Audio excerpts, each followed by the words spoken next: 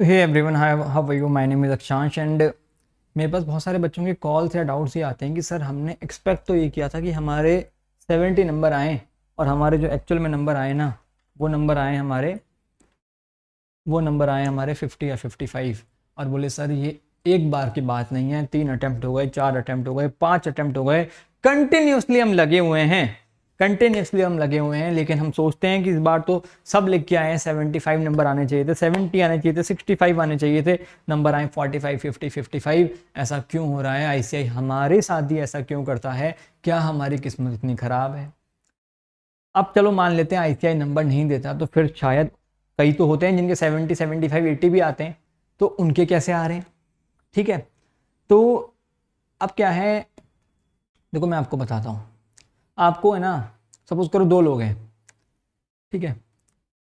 अब मैं किसी का मान लो नौकरी करता हूँ, मैं अपना 100% दे रहा हूँ, लेकिन मेरे बॉस की एक्सपेक्टेशन कुछ और है, ठीक है। या फिर सपोज करो अगर मैं किसी रिलेशनशिप में भी हूँ, मान लो प्रैक्टिकल लाइफ से भी जोड़े, ठीक है। मैं सोच रहा हूँ कि यार मैं अपना सब कुछ कर रहा हूँ, लेकिन सामने वाले की एक्सपेक्टेशन कुछ और है। इसका मतलब दोनों के बीच में अगर कोई मिसअंडरस्टैंडिंग है, जैसे आईसीआई और आपके बीच में कुछ मिसअंडरस्टैंडिंग है, मतलब आईसीआई आपसे कुछ और चाहता है आपके आंसर्स में और आप कुछ और लिख रहे हो, इस कारण से डिफरेंस आता है।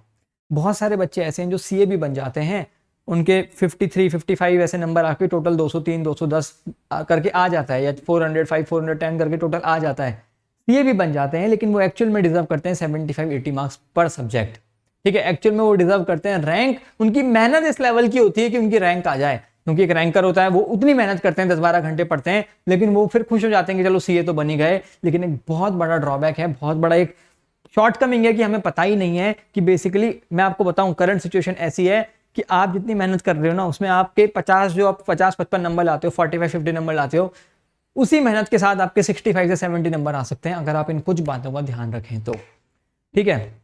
तो रीजंस क्या क्या हैं? Difference between ICI expectations and your answer expectations. की आईसीआई चाहता है कि आप अपने आंसर में कुछ ऐसा ऐसा लिखें भाई, जिस बच्चे के 85, 90 नंबर आ रहे हैं, इसका मतलब वो जैसा आंसर लिख रहा है, तो आईसीआई भी आपसे वैसा ही आंसर चाहता है। और lack of awareness about ICI checking pattern, कि आईसीआई किस तरीके से नंबर देता है, इस बात की हमें नॉलेज नहीं है, इस बात की हमें अवेयरनेस नहीं है। ये डिफरेंसेस हैं। अब भैया प्रॉब्लम तो सबको पता है, लाखों बच्चों के साथ ये प्रॉब्लम हो रही है, लेकिन सॉल्यूशन क्या है इस चीज का? ठीक है, प्रॉब्लम तो ठीक है, पता चल गई, लेकिन सॉल्यूशन क्या है? अब सुनना मेरी बात ध्यान से। सबसे पहले चीज, कोई सा भी सब्जेक्ट हो, स्पेशली थ्योरेटिकल सब्जेक्ट अगर मैं बात करूं, थ्योरेटिकल सब्जेक्ट हमारे पास कौन से हैं? लॉ, ऑडिट, डीटी, आईडीटी, वो भी प्रैक्टिकल प्लस थ्योरेटिकल मिक्सिंग है, एससीएमपी, इनफैक्ट एसएफएम में भी थ्योरी होती है, ठीक है। और इन प्रैक्टिकल सब्जेक्ट्स में भी और थ्योरेटिकल सब्जेक्ट में भी आपको सबसे पहले क्या करना है, जब भी आप पढ़ो तो पढ़ते साथ ही साथ के साथ हर चैप्टर के आपको क्वेश्चंस कर लेने हैं, ठीक है।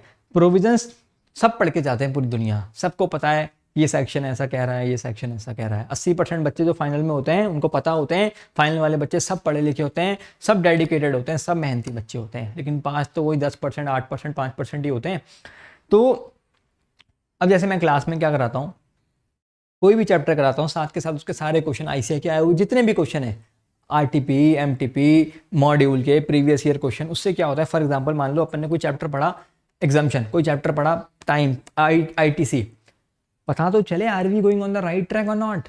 भाई हम जो पढ़ रहे हैं आईसीआई के पास्ट ईयर के क्वेश्चन, एसएम के क्वेश्चन, वो इस तरह के हैं या नहीं, क्योंकि आगे भी इसी तरह के क्वेश्चन आएंगे, तो हम सही कर रहे हैं नहीं कर रहे। पहली बात तो सेल्फ डाउट दूर होता है, खुद पे भरोसा होता है। अब दूसरी बात, क्वेश्चंस भी चलो आप कर रहे हो, ठीक है। किसी भी चैप्टर को कंप्लीट तब तक मत मानो जब तक आपने उसके क्वेश्चंस नहीं करे हो, मान के चलो आप क्वेश्चंस भी कर रहे हो। अब क्वेश्चंस को पढ़ने का भी एक तरीका होगा, एक नजरिया बदलना पड़ेगा। आप क्या करते हो, बस किताब ली क्वेश्चन पढ़ रहे हो, काम खत्म, किताब ली क्वेश्चन पढ़ रहे हो, काम खत्म। नहीं, आपको ये सोचना है कि अगर एक क्वेश्चन एग्जाम में आया है तो मैं किस तरीके से लिखूंगा इस क्वेश्चन को, मेरा राइटिंग वे क्या होगा, ठीक है। दिक्कत पता है क्या होती है, आपने आंसर लिखा, आपको पूरा प्रोविजन याद था, एग्जाम में 5 में से 3 नंबर ही मिले। अब ये 2 नंबर क्यों कट रहे हैं? भाई अगर नहीं आता तो पूरे कटते, 3 ही आ रहे हैं, किसी आंसर में 3.5 आ रहे हैं, किसी में 3 आ रहे हैं, और पूरी कॉपी का टोटल कर लो तो ये 15 से 20 नंबर का डिफरेंस हो जाता है। अब आप कॉपी मंगा के सोचते हो कि अरे 5 में से 3.5 ही क्यों दिए, 4 ही क्यों दिए। फिर बच्चे सोचते हैं अरे 5 का है, 4 दे दिए, चलो खुश है, इतना तो हम काट के मान के चलते हैं। क्यों काट के मान के चलते हैं भाई? हक के नंबर हैं तुम्हारे, अगर तुम लिखोगे तो मिलेंगे ना तुम्हें नंबर। क्यों एक भी कट रहा है तो क्यों कट रहा है, 2 भी कट रहे हैं तो क्यों कट रहे हैं, ठीक है। 5 में से 4 आ रहे हैं मतलब 20% नंबर कट रहे हैं। 3 आ रहे हैं तो मतलब 40% नंबर कट रहे हैं आपके। क्यों कट रहे हैं? और ये टोटल क्यूमुलेट कर ले तो बहुत ज़्यादा अमाउंट हो जाता है, इस कारण से आपके पूरे के पूरे ग्रुप रह जाते हैं। मैं आपको बताऊं, आप लोग फाइनल में इतनी मेहनत करते हो, अब तो पता चलता है जब हम बच्चों को पढ़ाते हैं, कई तो ऐसे हैं कि भाई आपके ऊपर आपके पेरेंट्स की खुशी छोड़ो, फाइनेंशियली डिपेंडेंस भी रहती है कि भाई पेरेंट्स बूढ़े हो जाएंगे तो you will be there to support them. ठीक है, पेरेंट्स भी कब तक ही चलाएंगे काम। और आपकी आने वाली जनरेशन, मतलब आप समझ नहीं रहे इस चीज की इंपॉर्टेंस क्या है, कि अगर आप एक बार चीजें सीख गए, नंबर लाना सीख गए और सीए बन गए, ये कोई छोटी मोटा खेल नहीं है कि 3-4 दिन खुश हो गए चलो काम खत्म हो गया। ये 3 जनरेशन का खेल है। आपके 3 जनरेशन के काम अच्छे हो जाएंगे, तीनों जनरेशन फाइनेंशियली, सोशली, मेंटली सब तरीके से रिलैक्स हो जाएंगी। एक आपका अपने आप में एक अच्छी फील आएगी कि चलो ठीक है, आने वाली जनरेशन भी अच्छी होगी और आपके पेरेंट्स भी बहुत अच्छा फील करेंगे। लेकिन गलतियां क्या होती हैं सर, 190 आ रहे हैं, कई लोग तो छोड़ने तक की कगार पे आ जाते हैं कि नहीं हो पा रहे। अब इसके सॉल्यूशंस क्या हैं मैं आपको बताऊं। पहला सॉल्यूशन तो मैंने आपको बताया कि आप पढ़ते टाइम क्वेश्चंस को जरा पढ़ के ध्यान से करो कि भाई क्वेश्चन करने हैं। ठीक है, क्वेश्चन करना है। सबसे पहले क्वेश्चन को पढ़ने का भी तरीका बदलो कि अगर एग्जाम में किस क्वेश्चन आया तो मैं किस तरीके से लिखूंगा। जैसे मैं आपको एग्जाम्पल देता हूँ, जैसे मैं आईडीटी पढ़ाता हूँ, हर सब्जेक्ट के अंदर कुछ इसी प्रकार कहानी होती है, कुछ इसी तरह की कहानी होती है। अब आईडीटी के अंदर कोई सा भी क्वेश्चन आया तो आंसर का एक सेट फ्रेमवर्क होता है कि भाई सपोज करो क्वेश्चन में अगर करेक्ट इनकरेक्ट पूछा है तो आप पहले लिखो यस करेक्ट है या इनकरेक्ट है, फिर आप नीचे आओ प्रोविजंस पे लिखना, प्रोविजंस लिखना शुरू करो, हाँ भाई इसमें ये प्रोविजन होगा। अब आइडेंटिफाई करो कि कैसे प्रोविजन लिखना है। सपोज करो क्वेश्चन आया कि आपने ये है ना इस स्क्रीन के साथ ये पेन सप्लाई किया, ऐसा हुआ क्वेश्चन के अंदर, इस पे जीएसटी रेट ऐसी थी, इस पे जीएसटी रेट ऐसी थी, तो आपको दिमाग में क्लिक हो गया कि तो सेक्शन 8 का क्वेश्चन है, कंपोजिट सप्लाई का क्वेश्चन है। ठीक है, तो सबसे पहले आपको प्रोविजन लिखना है कंपोजिशन सप्लाई के बारे में। ठीक है, तो अगर करेक्ट इनकरेक्ट का क्वेश्चन है सबसे पहले करेक्ट इनकरेक्ट, फिर प्रोविजन लिखा, फिर अगर प्रोविजन का कोई एक्सेप्शन हो तो प्रोविजन का एक्सेप्शन लिखो, फिर लिखो इन द गिवन केस या इन द गिवन सिचुएशन, उसको कंपेयर करो, फिर एंड में कंक्लूजन लिखो और बीच बीच में पूरे आंसर को 4 से 5 पैरा में या 4 से 5 पार्ट में डिवाइड करो। ऐसे नहीं कि एकदम हिस्ट्री की तरह लिख दिए सारे आंसर और फिर उसके अंदर से आपको कुछ कीवर्ड्स हाईलाइट करने होते हैं। देखो कैसे नंबर नहीं देगा, इसे देगा, मिलेंगे नंबर। एक तरीका होता है, वो सीखना पड़ेगा। कैसे? जैसे क्लास में पढ़ा रहा हूं तो क्लास में बताता रहता हूँ ये ठीक है, नंबर ऐसे नहीं आते कि सिर्फ प्रोविजन पढ़ लिया, प्रोविजन आता है तो काम हो गया। प्रोविजन तो यूट्यूब पे भरे पड़े, देख लो किसी के भी, प्रोविजन से कुछ नहीं होता। अब जब मैं खुद पढ़ता था ना तो मेरे को ये चीज़ खराब लगती थी। मैं नहीं बोल रहा, मैं किसी पर्टिकुलर टीचर या किसी के लिए नहीं बोल रहा, पर मेरे को ये चीज़ सूट नहीं करती थी। मैं सोचता था कि भाई अगर मैं आईडीटी को 200 से 300 घंटे लगा दूंगा, अगर मैं डीटी को 200 से 250 घंटे क्लास में लगा दूंगा और फिर मैं घर पे आके खुद के क्वेश्चन करूंगा। अब 200 घंटे की क्लास है तो उसमें 400 घंटे तो क्वेश्चन करने में लगते थे। आईटीसी के इतने बड़े बड़े क्वेश्चन, इन सब के इतने बड़े बड़े क्वेश्चन, और ऐसे 8 सब्जेक्ट हैं तो सीए बनना कोई महाभारत काम है क्या? रोबोट हूं क्या मैं? ऐसी वाली फीलिंग आएगी आपको, बिल्कुल आएगी। मशीन है क्या हम? और इतना करने के बाद भी पास नहीं हो रहे। ये सब करने से तो बिल्कुल पास नहीं हो सकते, क्योंकि माइंड की भी लिमिटेशंस हैं। इसलिए फिर आईडीटी का, जैसे अभी मैं क्लास में पढ़ाता हूँ, मैं नहीं बोल रहा आप मेरे से पढ़ो, आप यूट्यूब वीडियोस वगैरह भी देख सकते हो, मैं ये नहीं बोल रहा, मैं कभी भी नहीं बोल रहा। पर फिर है ना, जैसे अभी मैं पढ़ाता हूँ तो 80 आवर्स का बैच है हमारा, जिसमें मैं सारे क्वेश्चन कराता हूँ। चीज असली मतलब क्या है कि भाई कम से कम टाइम में आप ज़्यादा से ज़्यादा आउटपुट दे पाओ, क्योंकि ऐसे 8 सब्जेक्ट है, वरना तो ऐसे पास ही नहीं हो सकते। फिर इसी को तो स्मार्ट स्टडी बोलते हैं।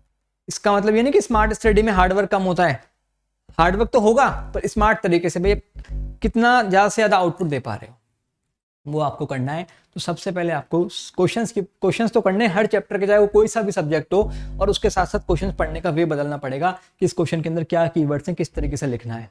अब मैं आपको बताता हूँ लास्ट टाइम क्या हुआ। लास्ट अटेम्प्ट के अंदर जब पढ़ाना 1 साल पहले शुरू किया था, तो पढ़ाने में मैं बेसिकली जब पढ़ता था ना तो यही चीज़ स्ट्राइक करती थी, यार ये चीज़ बहुत गलत हो रही है, और इस कारण से बहुत बच्चे फेल भी हो रहे हैं, क्योंकि पर्सनल एक्सपीरियंस था। जॉब्स में कहीं नहीं गए, इस कारण से जॉब्स में नहीं गए। जॉब्स के भी क्लास वाले बच्चों को तो पता है, मैंने ऑफर लेटर्स तक दिखा रखे कि कितने ऑफर लेटर्स थे। ठीक है, नहीं जाना था, क्योंकि मैंने तो देखा भाई क्या तगड़ा चीज़ चल रही है, तो मतलब ऐसा तो पास ही कैसे हो, और पास होंगे तो हम तब के पास होंगे, मतलब हम जर्नी तो एंजॉय नहीं कर पा रहे, तो लाइफ से झंडो रखी है। पर इतनी कोई डिफिकल्ट है ही नहीं, लेकिन पर जितनी बना रखी है, अगर आप चीज़ों को एक बार सेट कर लिए, समझ गए तो। अब मैंने लास्ट टाइम क्या निकाला, मैंने कहा चलो क्लास में मैं पढ़ाता तो हुई, साथ में क्वेश्चन प्रैक्टिस भी कराता हूँ। ठीक है, सारे बच्चे सेटिस्फाइड। फिर मैंने एक चीज़ निकाली, चलो मॉक टेस्ट लेते हैं। मॉक टेस्ट कैसा? अब मॉक टेस्ट में भी क्या होता है, मॉक टेस्ट में ऐसा होता है, जनरली जो मॉक टेस्ट सीरीज होती है उसमें ये होता है कि आपने मॉक टेस्ट उसके लिए अप्लाई किया। अब जो भी मॉक टेस्ट वाले होते हैं वो किसी को हायर करते हैं, 5-6 लोगों को, उनसे पेपर चेक करवाते हैं, उनको मंथली 15-20-25 हज़ार रुपये जो देने होते हैं वो देते हैं। मैं नहीं कह रहा हूँ गलत कर रहे हैं या सही कर रहे हैं, लेकिन मेरा ऐसा ओपिनियन था लास्ट टाइम कि यार भाई मेरे को तो रिजल्ट बनाना था मेरे बच्चों का, क्योंकि तो मैंने क्या किया, ये मॉक टेस्ट निकाला और अपने क्लास वाले बच्चों के लिए फ्री रखा। ठीक है, यू वोंट बिलीव 850 बच्चों के आसपास पढ़ाए और 533 बच्चे कुछ ऐसे थे जिनका एग्जाम्शन आया। माना कि आईडीटी में लास्ट टाइम पेपर ठीक था तो काफ़ी बच्चों का रिजल्ट ठीक गया है, लेकिन इतना रिजल्ट नहीं जाता है, इतना रिजल्ट नहीं जाता है। ये चीज़ मैं श्योर हो गया कि भाई ये स्ट्रैटेजी बिल्कुल सही है, क्योंकि मैं फ़ोन पे फिर ये बताता, पर्सनलाइज गाइडेंस करके ये बताता था कि भाई सुन, तेरी जो कॉपी आई है उसमें तेरे अभी 45 या 50 नंबर आए हैं, लेकिन ये जो तूने लिखा है, इतनी तेरी नॉलेज, इतना तेरे ब्रेन में जो था, जितना तूने पढ़ा है, उसी के साथ तू 65 ला सकता था कि अगर तू इस आंसर में ये चीज लिखता। ये बोले नहीं सर ये क्या, तो डीम्ड है ना, डीम्ड नहीं है, ये चीज लिखना चाहिए थी, इस चीज का आधा नंबर है, इस चीज का 1 नंबर है, यहाँ पे तेरे को अंडरलाइन मारना था, यहाँ पे गोला मारना था। अगर तू ऐसा ऐसा करता तो तेरे 10 से 15 नंबर बढ़ जाते। ये चीज हमें नहीं पता। यही तो बोलते हैं difference between ICI expectation and your answer, यही तो डिफरेंस है।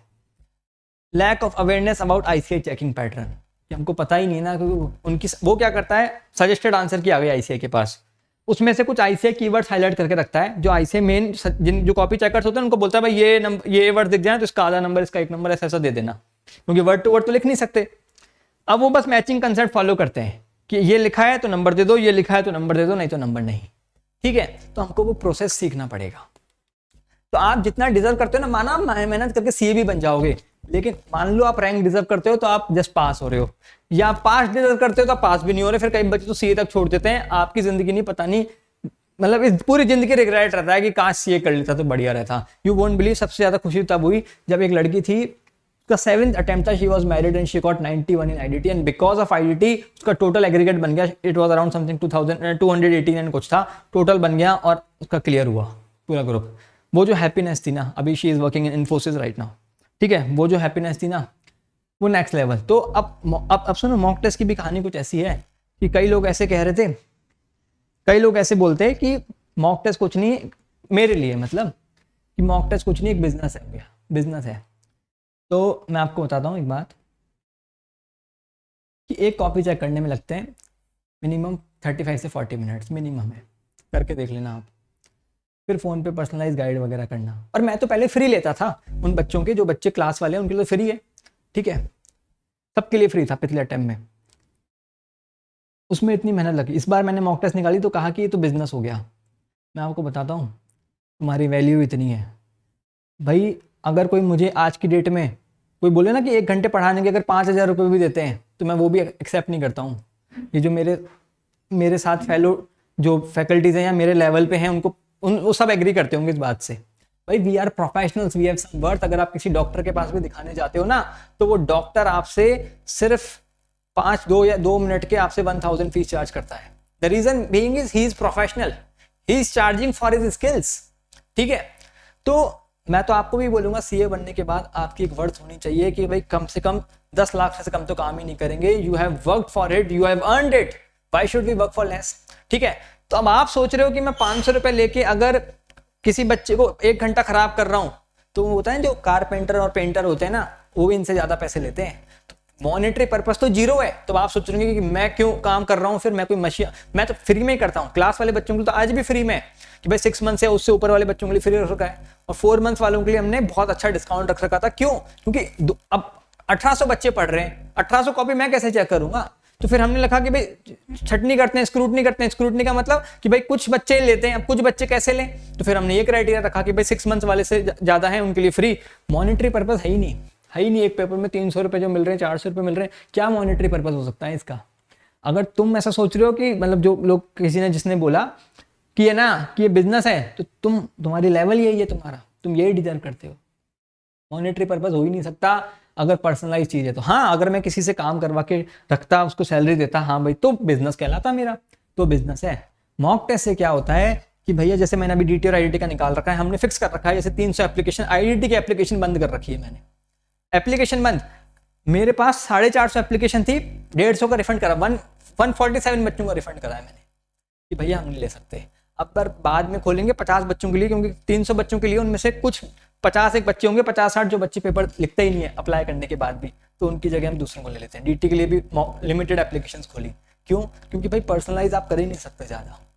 पर्पस क्या है? आपको बहुत कुछ सीखने को मिलता है। तो मैं ये नहीं कह रहा कि आप मेरा मॉक टेस्ट लें, मैं तो आपको बोल रहा हूँ कि लिखने की प्रैक्टिस करें, थोड़ा लिखें, क्वेश्चंस को थोड़ा लिख के देखें कि अगर एक क्वेश्चन एग्जाम में आ जाता है तो मैं किस तरीके से लिखूंगा और कैसे नंबर मिलेगा। जब आपके और आईसीआई के बीच में अंडरस्टैंडिंग अच्छी होगी ना, तालमेल अच्छा होगा, तभी आपको नंबर मिलेंगे। और आपके फिर आप जितना एक्सपेक्ट करोगे ना उतने नंबर आ जाएंगे आपके, क्योंकि आपको समझ में लग गया ना कि अब आईसीआई का प्रोसेस क्या है, आईसीआई का पैटर्न क्या है।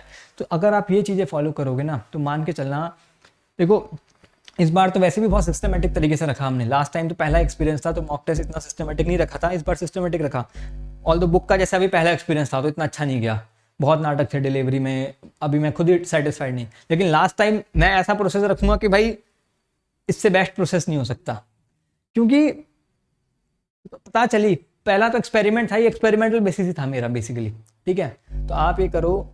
तो जो लोग ये कह रहे थे बेसिकली मॉक टेस्ट की बात आई, तो मुझे लगा कि बोल देना चाहिए ये बात, भाई तुम्हारी वर्ची इतनी है कि तुम लोग ऐसा सोच रहे हो कि mock test business. Mock test कभी बिजनेस नहीं हो सकता, क्योंकि पैसा कमाना तो बहुत अलग तरीके से कमाया जा सकता है पैसा, अगर पैसा ही कमाना हुआ तो, ठीक है। तो पर्पज इज दैट, मेरा पर्पज ये है कि मॉक टेस्ट से कि आप लोगों का रिजल्ट सुधरे। रिजल्ट क्यों सुधरे? क्योंकि अल्टीमेटली मेरा ही रिजल्ट अच्छा होगा इससे, कि हाँ भाई इतने बच्चे मैंने पास कर दिए। मेन पर्पज यही है, ठीक है। तो what you have to do to score as per your expectations, सबसे पहले क्वेश्चन प्रैक्टिस। क्वेश्चंस को पढ़ने के साथ साथ उस टाइम आप देखो कि किस तरीके से आंसर लिखना है, क्या क्या कीवर्ड्स हाईलाइट करना है, ये सब आपको रखना है, ठीक है।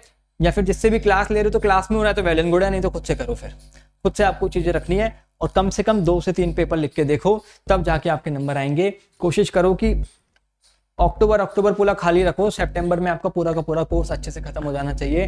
अक्टूबर में फिर आपको कम से कम 1 से 2 रिवीजन और करने हैं, और सितंबर में भी 1 रिवीजन खत्म हो जाना चाहिए आपका। इस तरीके से प्लान करो, आपके डेफिनेटली इस बार नंबर आएंगे और आप सीए बनोगे। और सीए बनना बहुत ज़रूरी चीज़ है भैया। अगर एक भी अटेम्प्ट लगता है तो आपकी अपॉर्चुनिटी लॉस होता है 6 से 7 लाख रुपए का मिनिमम जो आप कमाते हो, बहुत सारा लॉस होता है।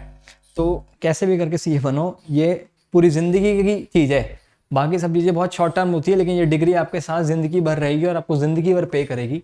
तो टेक इट सीरियसली। और भी कुछ डाउट हो, देखो मैंने स्पेशली वीडियो इसलिए बनाया क्योंकि बच्चे पर्सनली फ़ोन पे चीज़ें पूछा करते थे, है ना। तो मैं फ़ोन पे चीज़ें बताता था कि ऐसा क्यों हो रहा है आपके साथ। तो मैंने सोचा कि एक वीडियो बना दिया जाए डिटेल में सभी के लिए। अभी कोई पूछेगा तो मैं ये वीडियो भेज दूंगा उसको, ठीक है।